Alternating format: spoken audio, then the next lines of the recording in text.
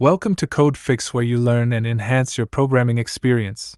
In this video we have shared what does it mean if a Python object is subscriptable or not. In Python, an object is said to be subscriptable if it supports the subscript notation, which means that you can use square brackets to access its elements or properties. For example, you can use the subscript notation to access elements of a list, characters of a string, or values in a dictionary. Here are some examples. Now let's run this example code. Here is the output you will get.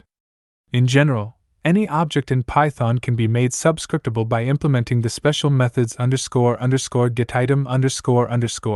and __setItem__ that define how the object should behave when accessed using the subscript notation.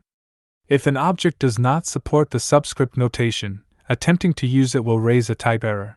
Hopefully this video helps you to sort out the issue you are facing. If you still face problem or need further help, just write in comments. I will reply you as soon as possible.